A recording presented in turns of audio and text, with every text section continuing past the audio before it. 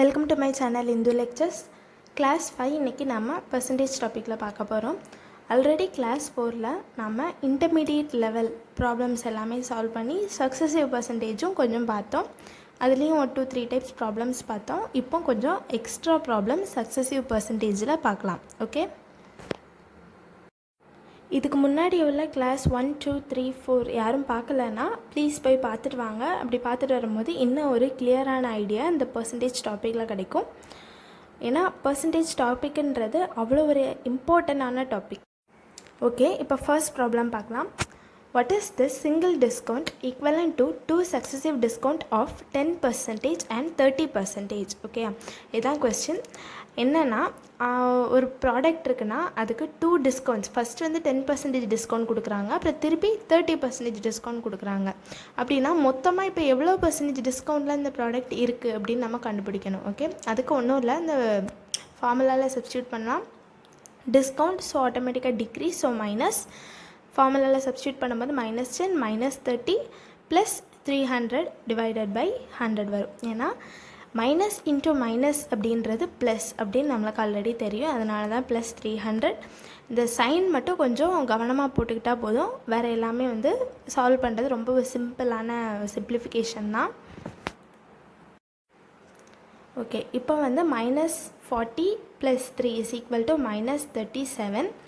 மைனஸ்ன்றது வேறு எதுவும் கிடையாது, டிக்ரீஸ் அப்படின்றத டினோட் பண்ணுறது தான். ஸோ 37% டிக்ரீஸ்ட் அப்படின்னா என்ன அர்த்தம்? 37% டிஸ்கவுண்ட் அப்படின்னு அர்த்தம். ஓகே, ஸோ ஒரு ப்ராடக்ட் வந்துட்டு 10% டிஸ்கவுண்ட் தராங்க, அப்புறம் 30% டிஸ்கவுண்ட் தராங்க. அப்படின்னா அது வந்து சிங்கிள் டிஸ்கவுண்ட்டாக நம்ம மாற்றணுன்னா 37% டிஸ்கவுண்ட் தராங்க நம்ம சொல்லிடலாம், அவ்வளோதான். ஓகே, இப்போது இதில் எக்ஸ் ஒய் அப்படின்னு 2% கொடுத்துருக்கனால நம்ம இந்த மாதிரி சால்வ் பண்ணிட்டோம். இதில் இன்னொரு பர்சன்டேஜ் கொடுத்துருந்தா எப்படி சால்வ் பண்ணுறது அப்படின்னா, இந்த 30 கூட எக்ஸ்ட்ராவாக ஒரு வேல்யூ கொடுத்துருக்காங்க, அந்த மாதிரினா சால்வ் பண்ணலாமான்னா கண்டிப்பாக சால்வ் பண்ணலாம். 2, 3, 4, 5 எவ்வளோ வேல்யூஸ் கொடுத்தாலும் நம்ம சால்வ் பண்ணலாம். அந்த மாதிரி ஒரு 3 வேல்யூஸ் வச்சு ஒரு எக்ஸாம்பிள்ஸ் இப்போ பார்க்கலாம். Okay okay, now the second problem is a person's salary is increased by 10% and decreased by 20%, then increased by 10%.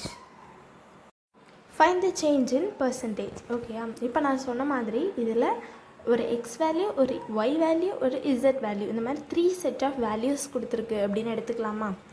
Okay, இப்போ இந்த சக்ஸஸிவ் பர்சன்டேஜ் ஃபார்முலாவில் நாம் இந்த வேல்யூஸை போட்டு சால்வ் பண்ணி ஆன்சர் கொண்டு வர முடியுமானா எஸ் பாசிபிள். 3, 4, 5, 6, 7 எவ்வளோ வேல்யூஸ் இருந்தாலும் நாம் இந்த பர்சன்டேஜ் ஃபார்முலா யூஸ் பண்ணி நாம் சால்வ் பண்ணலாம். ஓகே, இப்போ 3 செட் ஆஃப் வேல்யூஸை எப்படி சால்வ் பண்ணணும்னு பார்க்கலாம். இதை ஒரு 2 பார்ட்ஸாக நாம் இப்போ சால்வ் பண்ணிக்கலாம். ஓகேங்களா, எப்படின்னா இன்க்ரீஸ்டு பை 10% இருக்குல்ல, அதை வந்து எக்ஸ் வேல்யூன்னு எடுத்துக்கணும். அப்புறம் டிக்ரீஸ்டு பை 20%ங்கிறத ஒய் வேல்யூன்னு எடுத்துக்கிட்டு ஒரு ஆன்சர் நம்ம கண்டுபிடிக்கணும். அப்புறம் அந்த ஆன்சரை நம்ம எக்ஸ்ன்னு எடுத்துக்கணும். இந்த இன்க்ரீஸ்டு பை 10% இருக்கிறத ஒய்ன்னு எடுத்து இந்த ஃபார்முலாவில் போட்டு சால்வ் பண்ணணும். அதுதான் நம்மளோட ஃபைனல் ஆன்சர். இந்த மாதிரி எத்தனை வேல்யூஸ் கொடுத்தாலும் நம்ம சால்வ் பண்ணலாம். ஓகே, நவ் increased by 10% அப்படின்னா ஆப்வியஸாக x is equal to +10. அப்புறம் decreased by 20% அப்படின்னா y is equal to -20. Okay, இப்போ நம்ம சக்ஸஸிவ் பர்சன்டேஜ் ஃபார்முலாவில் போடலாம். +10 -20 -200 டிவைடட் பை 100. ஓகே, இப்போ நம்ம கேன்சல் பண்ணலாம். கேன்சல் பண்ணால் என்ன கிடைக்குது? -10 -2 is equal to -12. அவ்வளோதான். ஓகே, now இந்த -12 எக்ஸ்ன்னு வச்சுக்கலாம். இன்க்ரீஸ்டு பை 10%ன்னு கொடுத்துருக்காங்கல்ல, அதை வந்து நம்ம ஒய்ன்னு வச்சுக்கலாம். y is equal to +10. இப்போ இந்த ரெண்டையுமே நம்ம இந்த சக்ஸஸிவ் பர்சன்டேஜ் ஃபார்முலாவில் போடலாம். அப்போ என்ன கிடைக்குது? -12 +10 -120 டிவைடட் பை 100. கேன்சல் பண்ணும்போது நம்மளுக்கு என்ன கிடைக்குது? -2 -1.2. இது வந்து நம்ம 1.2ன்னு எடுத்துக்கலாம். நம்ம இதை வந்துட்டு 2 டேபிள் கேன்சல் பண்ணி 2/5 போட்டு அதை ஃப்ராக்ஷனில் மாற்றிட்டு கொஞ்சம் வந்துட்டு காம்ப்ளிகேட் ஆகும். காம்ப்ளிகேட் ஆகும் மீன்ஸ் கொஞ்சம் டைம் கன்சியூமிங். ஸோ நம்ம இந்த மாதிரி எடுத்துக்கலாம். So -2 - 1.2 is equal to -3.2 which means 3.2% decreased. அவ்வளோதான். இப்போது இதில் வந்துட்டு 3.2 டிக்ரீஸ்டு நம்மளுக்கு கிடச்சிருச்சு. இதுதான் ஆன்சர். 3 வேல்யூ கொடுத்துருக்கு, நம்ம சால்வ் பண்ணிட்டோம். இப்போ இதில் எக்ஸ்ட்ரா ஒரு வேல்யூ கொடுத்துருந்தாங்கன்னா என்ன பண்ணுறது? 2 வேல்யூஸ் 3 வேல்யூஸ் எத்தனை வேல்யூஸ் கொடுத்தாலும் நம்ம இதே மாதிரி தான் பண்ண போகிறோம். இப்போ வந்துட்டு ஒரு 10 வேல்யூஸ் கொடுத்தனால நம்ம இந்த மாதிரி தான் நிறைய ஸ்டெப்ஸ் வரும், ஆனால் நம்மளால் சால்வ் பண்ண முடியும்.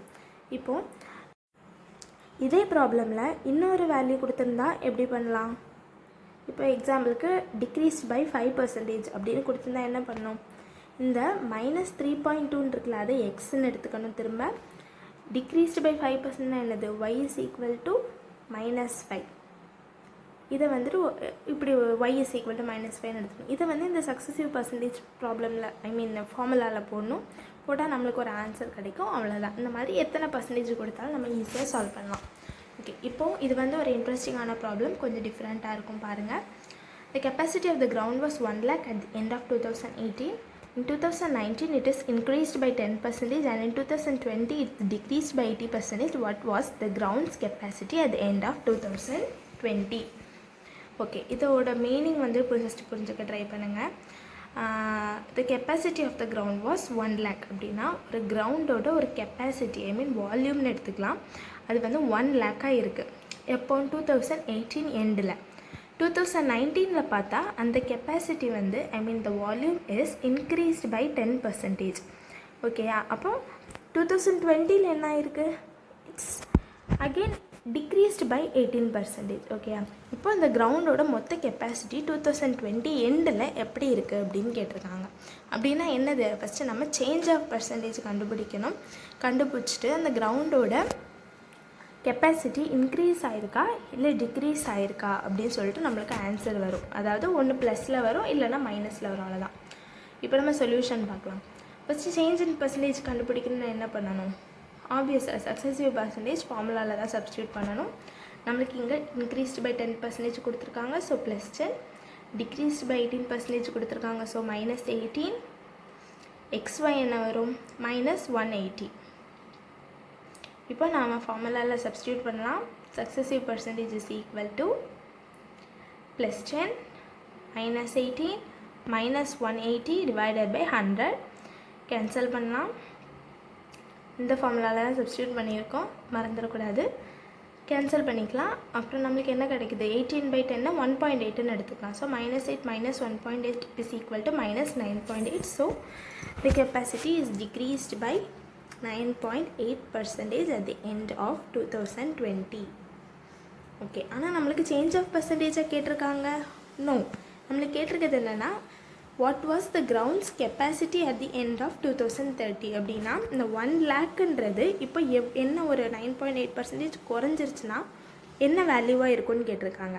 அப்படின்னா ஆப்வியஸாக நம்ம என்ன கண்டுபிடிக்கணும்? எஸ், அஃப்கோர்ஸ் 9.8% ஆஃப் 1 lakh வந்து கண்டுபிடிக்கணும். ஓகே, இது வந்து 2030 கிடையாது, 2020. ஓகேயா? கன்ஃபியூஸ் ஆகிடாதீங்க, நான் மாற்றி எழுதிட்டேன் ஃபஸ்ட்டு. ஓகே, இப்போ வந்துட்டு நம்ம என்ன கண்டுபிடிக்கணுன்றதுல கிளியராக இருக்கீங்களா? எஸ், அஃப்கோர்ஸ் 9.8% டிக்ரீஸ்ன்னு கொடுத்துருக்கிறதுனால 9.8% ஆஃப் 1 lakh எவ்வளவுன்னு தான் நம்ம இப்போ கண்டுபிடிக்கணும். ஓகே ஓகே, இப்போ 9.8% ஆஃப் 1 lakh இதை வந்து எப்படி கண்டுபிடிக்கலாம்? நம்ம ஸ்ப்ளிட்டிங் மெத்தடில் யூஸ் பண்ணி கண்டுபிடிக்கலாம். பாயிண்ட் வச்சுருக்கனால கன்ஃபியூஸ் ஆக வேண்டாம். நம்ம 10 - 0.2 அப்படின்னு எடுத்தோன்னா நமக்கு 9.8 கிடச்சிரும். ஃபஸ்ட்டு 10% எவ்வளோன்னு கண்டுபிடிக்கணும். 10%னால் என்னது? எஸ், 1's place முன்னாடி பாயிண்ட் வைக்கணும். ஸோ 10,000. இப்போது 0.2% ஆஃப் த 1 lakh கண்டுபிடிக்கணும்னா என்ன பண்ணுறது? இதுக்கு வந்துட்டு நாம் இந்த மாதிரி பண்ணுறதை விட சிம்பிளாக நீங்கள் மல்டிப்ளிகேஷன் யூஸ் பண்ணி பண்ணுங்கள். ஓகே, பர்சன்டேஜில் என்னது? டிவைடட் பை 100 போடணும். பர்சன்டேஜை ஃப்ராக்ஷனாக மாற்றுது. So 0.2 divided by 100 into 1 lakh அப்படின்னா 0.2% ஆஃப் 1 lakh கிடச்சிரும். 200 ஆப்வியஸ். ஓகே, இப்போது இந்த 10,000 - 200 என்ன வருது? எஸ், 9,800. ஓகே, இப்போ 9.8% ஆஃப் 1 lakh வந்து 9,800 நம்மளுக்கு கிடச்சிச்சு. இதுவாக நம்மளுக்கு கிடைக்கணும், இதுவாக நம்மளுக்கு கண்டுபிடிக்க சொல்லியிருக்காங்க? நோ, ஆப்வியஸாக நோ. இது வந்து என்னென்னா டிக்ரீஸ் ஆன கெப்பாசிட்டி 9800. நம்மளுக்கு கேட்டிருக்கிறது என்னதுன்னா total volume of the ground, I mean total capacity of the ground at the end of 2020னா ஆப்வியஸாக 1 லேக்லேருந்து இதை மைனஸ் பண்ணுங்கள். கேன்சல் பண்ணும்போது நம்மளுக்கு என்ன கிடைக்கிது? 90,200. இப்போது 2020 எண்டில் நம்மளுக்கு அந்த கிரவுண்டோட கெப்பாசிட்டி 90,200 இருக்குது. Okay, this is the answer. That's it. Okay, புரிஞ்சிருக்கும்னு நினைக்கிறேன். புரியலனாலும் பரவாயில்ல, இன்னொரு வாட்டி பாருங்கள். இந்த கெப்பாசிட்டி ஆஃப் த கிரவுண்ட் வந்து 1 லேக்காக இருக்குது 2018 எண்டில். 2019 அதோட கெப்பாசிட்டி 10% இன்க்ரீஸ் ஆகிருக்கு.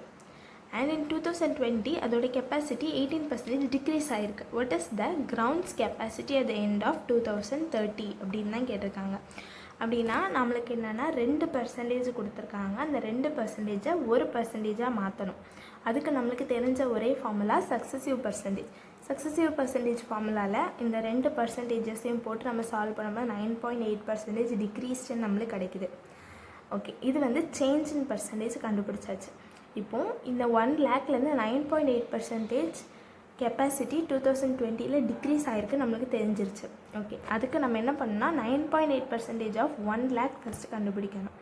அதோட ஆன்சர் வந்து 9,800 நம்மளுக்கு கிடைக்குது. ஓகே, இப்போது நம்மளுக்கு 9,800ன்றது அந்த டோட்டல் கிரவுண்டில் இருந்து டிக்ரீஸ் ஆன கெப்பாசிட்டி அந்த 2020 எண்டில்.